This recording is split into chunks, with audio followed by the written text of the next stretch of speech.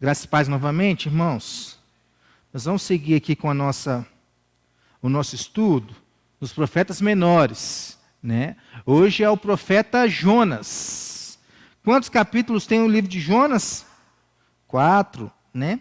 É facinho também. Esse aqui, menos de 10 minutos, nós lemos o livro de Jonas todinho, né? Não tem segredo não. E é uma história muito bonita, né? Apesar de muitos acharem, né? É uma história real, né? Vamos lá, Jonas. Vamos ler aqui os 3 primeiros versículos, para a gente poder entender um pouquinho quem era Jonas, né?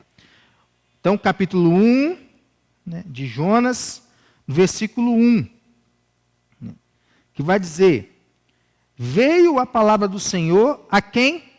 Jonas, filho de Amitai, dizendo: dispõe-te, vai à grande cidade de Nínive e clama contra ela, porque a sua malícia subiu até mim. Mas Jonas se dispôs, mas para fugir da presença do Senhor, para Tarsis. E tendo descido a Jope, achou um navio que ia para Tarsis, pagou, pôs a sua passagem e embarcou nele, para ir com eles para Tarsis, para longe da presença do Senhor. Vamos orar? Senhor, nós te louvamos, ó Pai, te bendizemos, porque o Senhor em todo o tempo tem nos abençoado, né? E pedimos que o Senhor faça a tua vontade sobre nós. E que ao entendermos a tua vontade sobre nós, a gente não possa fazer como Jonas, Pai. Mas a gente possa nos submeter a ela, entender ela e praticar ela também, no nome de Jesus, Pai. Amém. Isso aqui é um pequeno relato. Aqui nos 3 primeiros versículos, nós podemos resumir a história do profeta Jonas. Todos os quatro capítulos aqui. O enredo principal está aqui, né? Jonas era um profeta para Nínive, né? Nós vimos aí que os profetas, eles profetizavam para as nações do norte, para a nação do sul, né? Aqui Jonas, ele faz o seu trabalho para um lugar específico, é Nínive, é para lá que ele tem que ir, né? Quais são as palavras-chave aqui deste livro, né? É vai, né? Por que vai? Porque Jonas foi chamado aí, né? E também a palavra compaixão, nós vamos entender o porquê que essa palavra é uma palavra-chave aqui deste estudo, né? Então, quem é o autor desse livro? O versículo 1 nos diz aí, ó, é Jonas. Quais as informações dele? Jonas era galileu, da cidade de Gat-Éfer, perto de Nazaré, né? Aí a gente olha lá para o Novo Testamento, né, nos tempos de Cristo, né, os fariseus não reparavam isso, porque eles disseram o quê? Acaso pode vir alguma coisa boa da Galileia? Está aqui, né? Jonas, né, aqui figurando um pouco Jesus, o nosso Cristo, né? Pregou ele as 10 tribos do reinado de Jeroboão II, né? Ele profetizou restauração para aquele tempo. Vamos abrir lá para a gente poder ver aqui, ó. 2 Reis, vamos voltar um pouquinho. 2 Reis, capítulo 14. Restabeleceu ele os limites de Israel, desde a entrada de Amate até ao mar da planície, segundo a palavra do Senhor, Deus de Israel, a qual falara por intermédio de seu servo Jonas, filho de Amitai, o profeta, o qual era de Gat-Éfer. Porque viu o Senhor que a aflição de Israel era muito amarga, porque não havia nem escravo, nem livre, nem quem socorresse a Israel. Ainda não falara o Senhor em apagar o nome de Israel de debaixo do céu, porém os livrou por intermédio de Jeroboão, filho de Joás. E aqui o 28 e 29 descrevem, né, o final da vida de Jeroboão aqui. Mas Jonas profetizando aqui a restauração, né?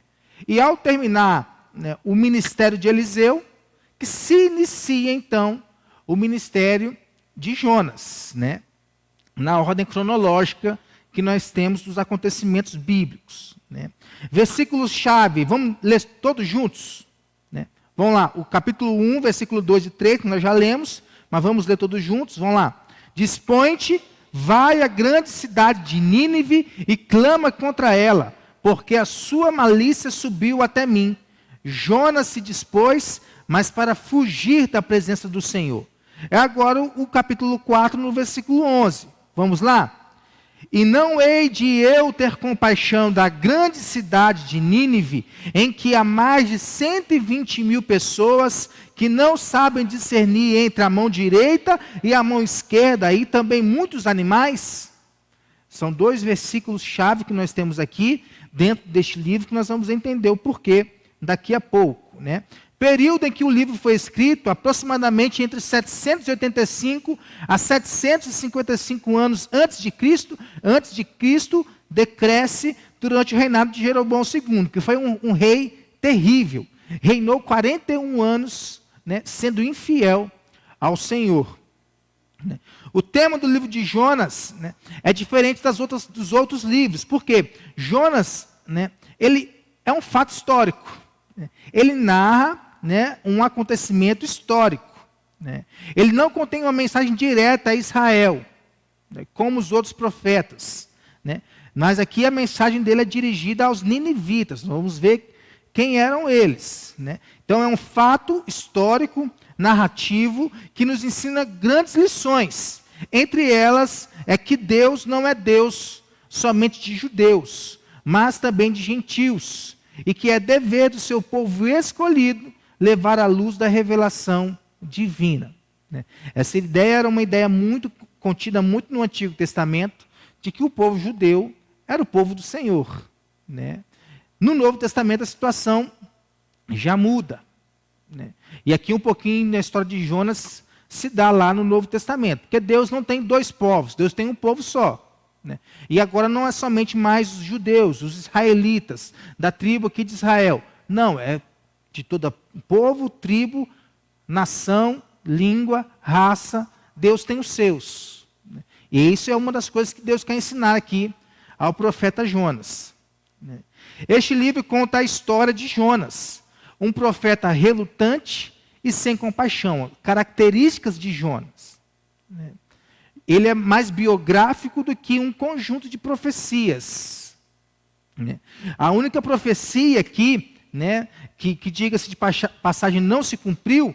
Né? Por que não se cumpriu? Porque houve ali um retorno do povo.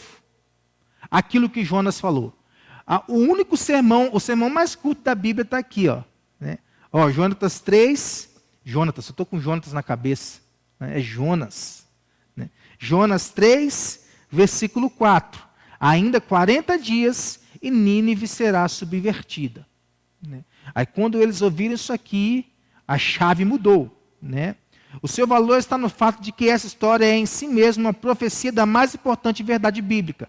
A morte, sepultamento e ressurreição do Messias.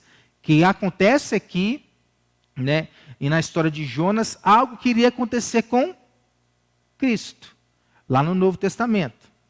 Né? O livro de Jonas é uma repreensão contra o exclusivismo dos judeus que se conservaram a certa distância dos gentios e consideravam-se superiores a eles. Né? Há um pouco disso aqui dentro da nossa história de hoje. Né? No contexto de hoje. Né? Há crentes, professos de algumas denominações que eles se acham superiores aos outros. Né? A minha denominação está certa e a sua está errada. Né? Vocês não são dignos de pertencer ao reino de Deus, ao reino dos céus. Somente quem é do meu meio que é digno disso. Né? Há algumas denominações que fazem isso. E fazendo isso, elas se constituem seita também. Devido à descrição de Jonas como um profeta que prega aos gentios, esse livro aqui também é considerado o livro missionário do Antigo Testamento. Né? Porque Jonas foi enviado, né, a pregar salvação, né, a pregar arrependimento. A ordem de Deus para Jonas qual era? Versículo 2. Dispõe-te, ou seja, essa ideia tem a ideia de levanta de onde você está. Né? Sai do seu lugar. Né? Dê um passo para frente. né? Vai à cidade de Nínive e clama contra ela, porque a sua malícia subiu até mim. Alguns estudiosos dizem que isso aqui também se faz em referência lá a Sodoma e Gomorra, né? Onde a maldade tinha, né, e a imoralidade também tinha se multiplicado e Deus decidiu dar fim a Sodoma e Gomorra. O que é que Jonas fez? Né?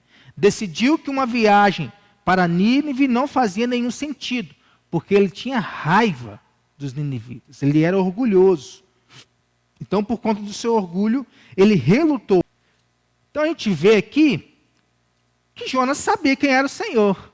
Jonas declara atributos de Deus, né? Clemente, misericordioso, tardio em irar-se, grande benignidade, que se arrepende do mal. Jonas sabia quem era Deus, é ou não é? Né? Mas Jonas não queria que os ninivitas fossem salvos. Muitas vezes a gente age dessa forma também, né? Ah, fulano lá, fulano não tem jeito não. Para que eu vou pregar para fulano, pregar para ciclano, né? E até quando a gente não entende muito bem, né, a teologia reformada, né, calvinista, presbiteriana, né, nós costumamos agir dessa forma, né? Se Deus já sabe quem são os seus, para que eu vou pregar? Para que eu vou perder o meu tempo? Eu costumo dizer que isso aí não é teologia reformada. Isso é teologia deformada. Quem não entendeu direito o que significa, né? É justamente por não saber quem são aqueles que Deus, né, escolheu na sua infinita soberania, né, que eu tenho que pregar. Porque ao pregar ele vai levantar. Né? Ao pregar, ele vai mostrar, né, a transformação que ele pode fazer no coração das pessoas. Né? Jonas sabia quem era Deus, mas não sabia o que Deus podia fazer. Né? Aliás, ele sabia o que Deus podia fazer. Ele só não queria que fosse feito com os ninivitas. Então ele tentou, isso mesmo, ele tentou fugir para Tarsis. Por quê? Ele estava desobediente. Né? E quando a gente está desobediente com Deus, né, a gente quer fazer de tudo, menos estar próximo dele. A gente quer sempre fugir dele. E quando a gente quer fugir de Deus, a gente vai sempre encontrar alguém disposto a financiar isso. Né? A financiar a nossa fuga de Deus. Foi o que aconteceu aqui. Ele então, no versículo 3, ele encontra uma saída. Eu vou para Tarsis. Pega lá uma embarcação, paga lá para poder entrar nessa embarcação. Né? Chega naquela embarcação, ele dorme tranquilamente, como se nada fosse acontecer, porque ele está achando que ele vai chegar a Tarsis. Né? Mas ali no meio do caminho o Senhor pega ele, né, e mostra isso. Né? Nínive, onde ficava Nínive? Capital do Império Assírio, né? Situada a 1000 quilômetros de distância de Israel, né? Rodeada por um muro de 30 metros de altura. Né? Muro quer dizer proteção, era uma cidade protegida. Né? As suas ruas eram tão largas que 3 carros de guerra poderiam passar, né, sobre elas. Né? Era uma das maiores cidades do mundo, talvez aí chegando perto de 1 milhão de pessoas, né? No ápice do seu orgulho, da sua prosperidade, né? Porque era isso que eles estavam buscando. Eles não estavam buscando a Deus, eles estavam buscando o seu orgulho, eles estavam buscando a sua prosperidade. Aí vem o Senhor e chama Jonas para clamar contra ela, não é a favor dela. É contra ela, porque a cidade está longe dos caminhos do Senhor. Né? Parece um pouco com os dias de hoje, né? Então Jonas foi enviado aos gentios, mas se recusou a aceitar a comissão do Senhor. Né? Com receio de que os pagãos viessem a se arrepender e serem poupados da condenação. Né? Então o seu espírito nacionalista, ciumento e vingativo o impediu de obedecer a Deus. Né? Ele pensou assim, esse povo não tem jeito. Né? Só que eu sei que se eu for lá e pregar para eles, né, Deus vai salvar eles, e eu não quero isso não. Né? É um povo mau, é um povo que está distante. Né? Então tem ali inveja, tem ali orgulho, né, ciúme. Né? Então ele decidiu desobedecer e tentar fugir de Deus. Ele planejou fugir para Tarsis, do outro lado, né? Vamos dizer, se Nínive era para a minha direita, Tarsis era para a minha esquerda, né? Para o outro lado, né? Está lá dormindo, o Senhor então envia uma grande tempestade, né? Os marujos ali da embarcação, eles percebem alguma coisa errada.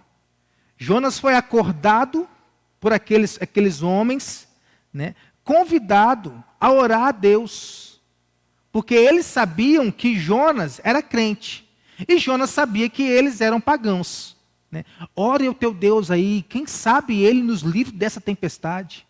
Aí Jonas pensou, não, eu sei qual é o problema sou eu, né? Então o que Jonas fez? Me joguem aqui no mar, que vocês vão se ver livres dessa embarcação, né? E foi isso que aconteceu. Aquelas pessoas jogaram Jonas no mar, e Jonas achando que assim ele não ia chegar a Nínive. Mas aí acontece o que está escrito aí, né? Jonas acaba parando no ventre de um grande peixe. E ali Jonas aprendeu a lição da desobediência a Deus, né? Mas ainda faltava aprender a lição da compaixão para com todos os homens, que ele ainda não tinha, né? Ele era filho de profeta, a gente viu lá, né? Ele é filho de Amitai, né? E sabia muito bem que os assírios, quando eles invadiam um local, quando eles invadiam uma nação, eles matavam todo mundo da liderança, né, política, militar, religiosa, e roubavam tudo que sobrava. Era um povo muito mau. E Nínive era a capital do Império Assírio. Então Jonas tinha na sua visão de que os ninivitas, eles eram muito maus. E ele era judeu, exclusivista, individualista, né? E alguns dizem que por esse motivo ele decidiu desobedecer a Deus. Mas Deus enviou um peixe para trazer ele de volta para o lugar dele, né? Hoje em dia as pessoas tentam fugir de Deus de muitas maneiras, né? Uma delas é a igreja. Elas tentam fugir da igreja, né? Elas querem ter um relacionamento com Deus, mas elas não têm um relacionamento com a igreja, né? Elas tentam evitar Deus, evitar a palavra de Deus, né? Por quê? Quem está andando em desobediência a Deus não consegue ouvir a verdade de Deus. Então, quando ouve a verdade de Deus, e essa verdade ela vem em encontro ao coração desobediente dela, ela quer fugir. E ela busca muitas maneiras de fugir. Outros evitam Deus enchendo a vida com a busca pelo poder e sucesso. Algumas vezes até mesmo cristãos fogem de Deus se eles os chamam para fazer algo que não querem, né? Deus chamou, só que eu não quero fazer. Então o que vai acontecer? Eu vou fugir, porque é mais fácil fugir do que se dispor a fazer, né? Jonas fugiu do Senhor porque ele não queria fazer a vontade de Deus. Aqui está o problema, né? Ele se convenceu de que sabia o que era melhor para ele. Mas no final o profeta percebeu que ainda tinha muito que aprender do Senhor. E assim acontece conosco também, né? E aí, como castigo por sua desobediência, Jonas é engolido por um enorme peixe, né? E aí vem um milagre.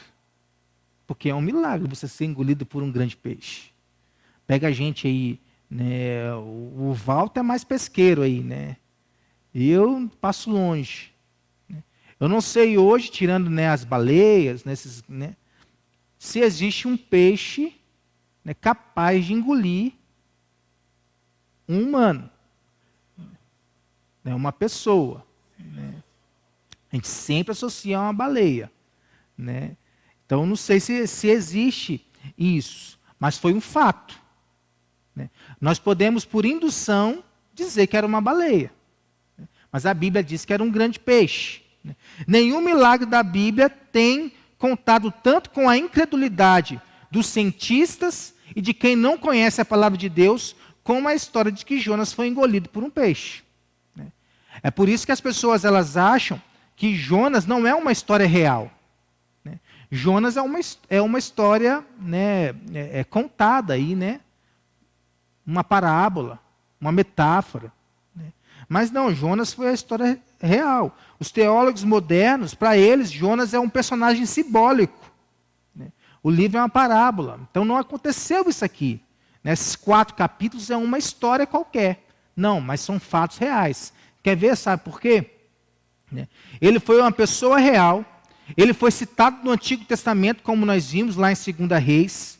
E ele também é citado no Novo Testamento. Vamos abrir lá, ó, Mateus, capítulo 12.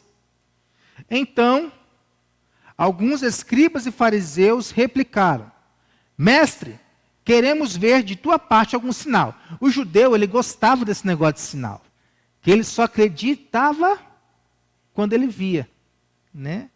Ele, porém, respondeu: uma geração má e adúltera pede um sinal, mas nenhum sinal lhe será dado, senão do profeta Jonas. Né? Porque assim como esteve Jonas 3 dias e 3 noites no ventre do grande peixe, assim o Filho do Homem estará 3 dias e 3 noites no coração da terra. Jesus usando a história de Jonas para nos dizer e nos informar o que iria acontecer com ele mesmo. Né? Ninivitas se levantarão no juízo com esta geração e a condenarão, porque se arrependeram com a pregação de Jonas. E eis aqui está alguém que é maior do que Jonas. O próprio Jesus usou da história de Jonas para falar sobre a sua morte e a sua ressurreição. Né? O próprio Jesus fez isso. Né? Além disso, se retirarmos os elementos sobrenaturais dessa história, negamos não apenas a inspiração do livro, porque a Bíblia é um livro sobrenatural, né? Mas também a divindade do nosso Senhor Jesus Cristo, que é mais sobrenatural do que ele, né? Nascido de uma virgem, concebida pelo Espírito Santo. Né? Jonas precisava representar algo extraordinário e miraculoso. Querem um sinal? Está aqui. O sinal é Jonas. Ele ficou 3 dias e 3 noites na boca daquele grande peixe, e da mesma forma vai acontecer com o Filho do Homem. Esse é o sinal para a sua geração. Né? Dentro do peixe, então, Jonas faz uma oração. Ele cita aqui vários salmos, lá no capítulo 2, já aqui. Ele se identifica com os santos da antiguidade. Na minha angústia, versículo 2, clamei ao Senhor, e ele me respondeu. Do ventre do abismo gritei, e tu me ouvistes a voz, pois me lançastes no profundo do coração dos mares. Referência aqui a Salmo 139. E a corrente das águas me cercou, todas as suas ondas e as tuas vagas passaram por cima de mim. Olha aqui, citação de Salmos. Ele apropriou-se das suas experiências, das experiências registradas na palavra de Deus, que ele conhecia de cor. Ele nunca pediu perdão a Deus, mas agradeceu a Deus por não ter abandonado ele no ventre daquele grande peixe. E a partir deste momento aqui, ele prometeu a Deus obediência. Aqui Jonas disse a Deus: Senhor, eu estou pronto para poder cumprir o seu propósito. Era isso que Jonas estava falando para o Senhor. Eu estou pronto para poder cumprir o seu propósito. Então, no capítulo 3, nós vemos que Jonas, ele então vai. E o grande peixe lança ele lá na terra de volta, né? E Jonas vai. Jonas pregou a mensagem do Senhor, percorrendo Nínive, olha aí, ó, durante 3 dias, uma distância de aproximadamente 800 quilômetros, né? Numa época em que experimentavam uma queda alarmante do seu poder. Os ninivitas, eles estavam perdendo a sua moral, perdendo o seu poderio bélico. Né? Eles já não estavam ganhando de ninguém. Aí o que acontece? Né? Eles tinham uma expectativa de uma calamidade. Por quê? Era um milagre. Jonas era um milagre. Então eles temeram a presença do profeta que foi expelido por um grande peixe. E como eles eram supersticiosos, né? O que eles acharam? O Senhor está enviando maldição para nós. O Senhor está enviando castigo para nós. Né? Como que um cara da boca do peixe vai sair, né, e está aqui, no meio da gente? Né? E Jonas, né, mostrou para eles ali que o Senhor estava contra eles. Eles precisavam se arrepender. Capítulo 3, versículo 4. Começou Jonas a percorrer a cidade caminho de um dia e pregava e dizia: ainda 40 dias e Nínive será subvertida. Esse subvertido aqui, ele pode indicar duas coisas. Né? Duas coisas, a palavra subvertida. Né? Ou Deus queria chacoalhar eles, né? Subvertida, inverter eles, né? Ou Deus queria transformar eles. É por isso que Jonas falou que a Nínive será subvertida. Né? Quando os ninivitas ouviram isso aqui, aí eles temeram. Aí eles mudaram de atitude. Eles mudaram o seu coração. Né? E o que aconteceu? Deus mudou de ideia. Deus decidiu então não destruir a Nínive. Jonas ficou decepcionado, irado. No capítulo 4 aqui, do versículo 1 a 3, Jonas pede para morrer. E aí Deus ensina a ele uma lição de misericórdia. Deus ensina a eles uma lição de misericórdia. Deus ensina a Jonas uma lição de misericórdia. E aí eu pergunto a vocês, Deus muda?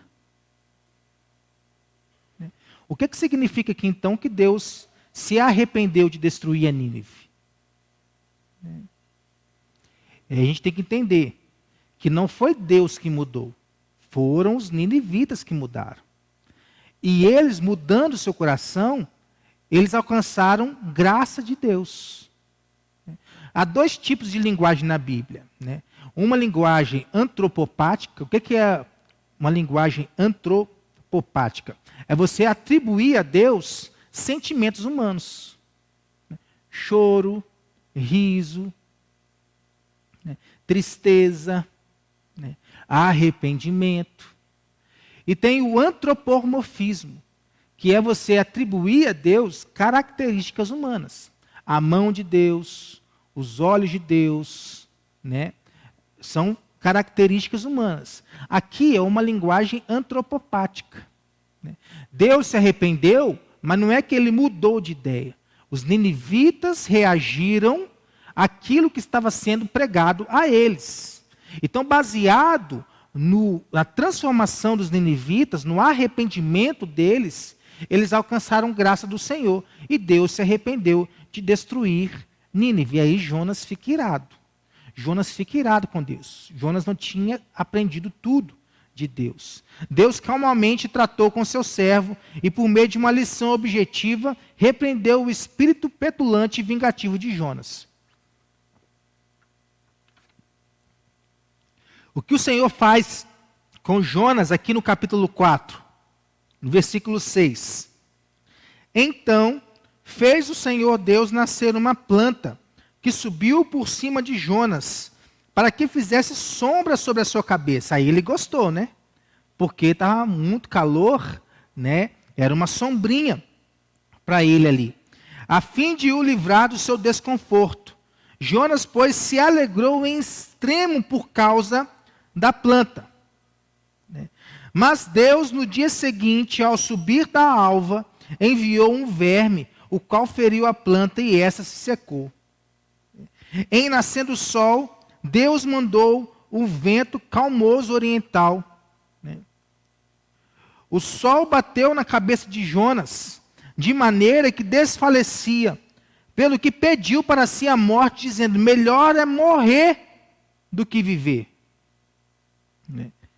Jonas pediu para si a morte, mas o Senhor tratou Jonas com misericórdia. O que aconteceu? A mensagem desse livro enfatiza o amor universal de Deus para com todos os povos. Jonas precisava aprender que o relacionamento especial de Deus com Israel não implicava em exclusividade. Deus não era apenas o Deus de Israel. Não. Além disso, nele também vemos o cuidado de Deus para com todas as criaturas, inclusive os animais. E aí o livro termina mostrando a pequenez do coração de Jonas e a grandeza da misericórdia e do amor divino de Deus para conosco. Nós somos alvos aqui deste amor. O avivamento que ocorreu aqui em Nínive é o maior registrado na Bíblia. Por quê? Todas as pessoas, diz aqui a palavra, todas as pessoas da cidade clamaram fortemente a Deus e se arrependeram dos seus pecados. Todo mundo, aqui ó, do versículo 7 ao versículo 10 do capítulo 3, todos eles, a partir de uma pequena palavra de Jonas. Jonas estava esperando ver a destruição de Nínive e ficou muito contrariado quando Deus poupou aquela cidade. Ele sentiu que havia perdido o seu tempo. Pediu para Deus tirasse a vida dele. Deus vem, coloca sobre ele uma planta para dar sombra para ele. No outro dia Deus vai e faz a planta morrer. Jonas fica irado mais uma vez. Deus então faz Jonas olhar, para Nínive. Para Nínive. E ver a compaixão de Deus sobre eles. E Deus diz para ele, você está tendo compaixão dessa planta aqui, que nasce e morre? E não está tendo compaixão daqueles milhares de ninivitas que são como você? É uma inversão de valores, A gente percebe que isso acontece também nos nossos dias, Animais estão ficando mais valiosos do que homens, plantas mais valiosas do que pessoas.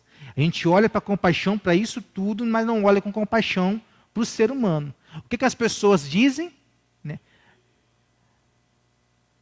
Melhor conviver com um animal do que conviver com gente. É um olhar sem compaixão. É um olhar estilo Jonas aqui. E aqui é, na Bíblia, um grande contraste quando comparamos o ministério de Jonas com o ministério de Jeremias. Por quê? Jeremias pregou por décadas para o seu próprio povo, amando eles, mas ninguém. Por isso que ele chorava.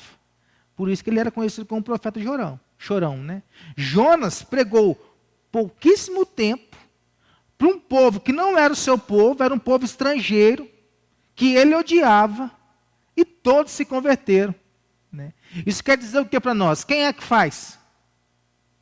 É Deus, não é a gente.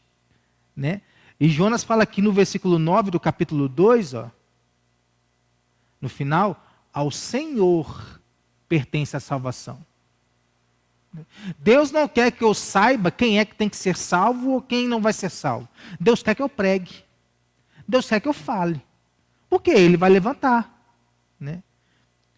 Aqui agora o contraste da história de Jonas com a história do povo de Israel. Jonas e Israel foram chamados para uma vocação mundial. Recusaram-se a obedecer a Deus. Recusaram-se a cumprir o chamado de Deus. Pensavam que Deus era somente para eles. O que aconteceu? Foram punidos e lançados no mar. Mas foram preservados nas circunstâncias difíceis. A mesma coisa entre Jonas e o povo de Israel. O que acontece agora? Jonas se arrepende e é restaurado. Não somente a sua vida, mas a sua missão também. Israel se arrependerá. Isso quer fazer referência com o quê? A volta de Cristo. Israel, o povo de Deus, não é aqui a nação de Israel. Tem salvos lá? Em Israel, nação? País? Tem. Assim como tem aqui. Nós cremos que nós somos. É o povo, Israel de Deus, vai ser restaurada e levada à sua posição inicial, que é de comunhão com Deus. Jonas testemunhou entre os gentios que não conheciam a Deus. Israel será testemunha em toda a terra, ide por todo mundo e pregar o evangelho. É um chamado para todos nós. Nínive se arrependeu e foi salva. No dia que o Senhor Jesus voltar, todo olho verá, todo joelho se dobrará e toda língua confessará que Ele é Senhor. É um paralelo entre a história de Jonas e a nossa história. A história do povo de Deus. O conteúdo do livro aqui, a divisão deles é simples, 3 partes. Os 2 primeiros capítulos falam sobre a primeira missão de Jonas, a sua desobediência e os resultados dela. O capítulo 3 fala sobre a segunda missão de Jonas, a sua obediência agora e o resultado dela. E a terceira parte é a queixa de Jonas e a resposta de Deus para Jonas. É simples aqui, 4 capítulos muito simples de nós aprendermos aqui. Aplicações práticas para o nosso coração, então, para a gente poder encerrar. Nós podemos extrair muitas lições aqui deste pequeno livro. Quais são? Deus ama todos os povos. A descendência de Abraão. Deus ama inclusive aqueles que são seus inimigos. E qual que é a orientação dele para nós? Amarmos os inimigos. Porque ele ama os inimigos. Ninguém pode fugir de Deus e nem frustrar os seus propósitos. Porque o Todo-Poderoso pode até usar pessoas que querem ser usadas por ele. E também pode usar pessoas que não querem ser usadas por ele. Quem está fugindo e quem está perto dele. Deus quer usar pessoas. Deus, apesar de ter falado por uma mula, ele pode fazer isso, porque ele é Deus. Mas o objetivo primário de Deus é usar pessoas. E ele quer usar pessoas. A gente tem que estar à disposição dele. Deus controla todas as circunstâncias. Aqui a gente vê Deus controlando as circunstâncias naturais. Tempestade é natural. Está aí. Vento, quente, calor. Isso são coisas naturais. Mas Deus também pode controlar as circunstâncias sobrenaturais. Entrar na boca de um grande peixe e sobreviver. Sobrenatural. Uma planta crescer rapidamente e no outro dia vir um verme e destruir ela. Isso é sobrenatural de Deus. E está aqui, Deus controlando todas as coisas.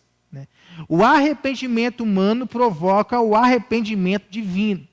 Aqui, tanto no caso de Jonas, quanto no caso dos habitantes de Nínive. Não é que Deus muda, Deus é imutável. Quem muda somos nós. É isso que nós temos que entender. No entanto, a principal lição para nós, cristãos da nova aliança, é que Deus deseja usar de misericórdia com todos os pecadores. Isso aí quer dizer que nós temos que pregar para todas as pessoas. É a oferta universal do Evangelho.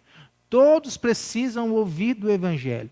Isso não quer dizer que Deus vai salvar a todos, porque isso invalida muitas coisas, inclusive a morte de Cristo. Para que Cristo morreu? Inclusive a presença de um lugar que é real, que é o inferno. Se todo mundo vai ser salvo, para que o inferno existe?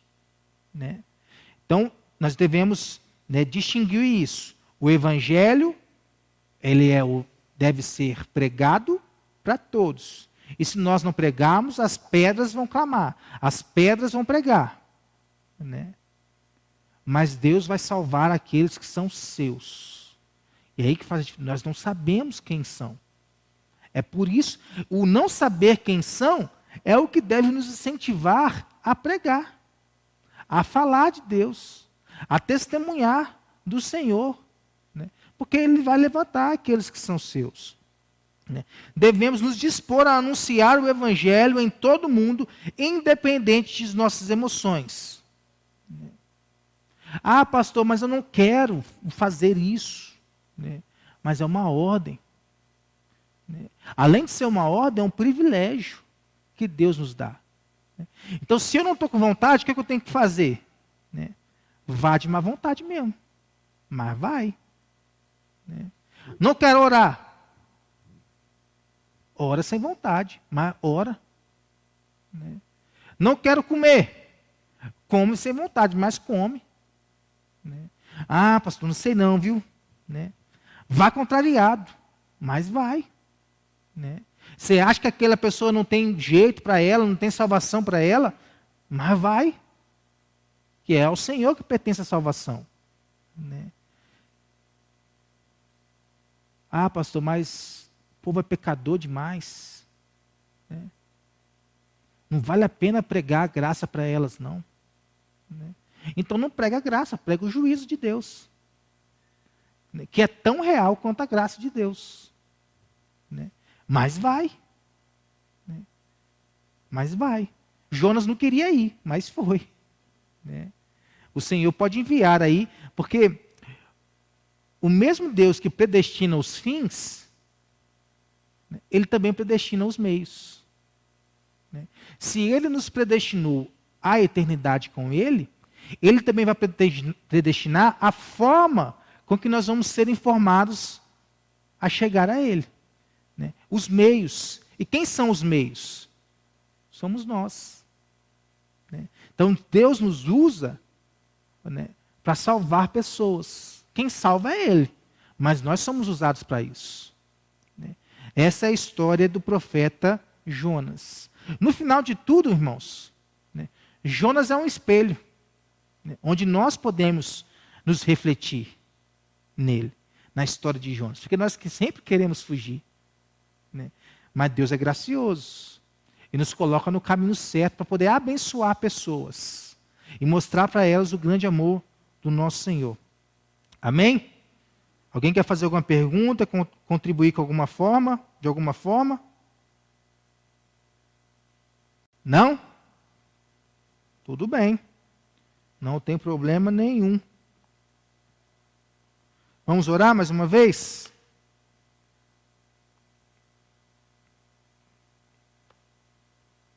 Senhor, nós queremos te louvar, Deus, porque nós fomos ninivitas, Pai. Pecadores, né, orgulhosos, soberbos. Mas o Senhor nos salvou, Pai. Nós cremos nisso. E nós cremos, meu Pai, que há muitos ninivitas aí fora também, precisando ouvir da mensagem de salvação. Precisando ouvir da mensagem do Evangelho. Pai. Em nome de Jesus, que o Senhor nos levante para poder ir às Nínives que estão espalhadas pela nossa região, Pai, em nome de Jesus. Às vezes, há ninivitas dentro da nossa casa. E nós precisamos falar para elas também, Deus. Não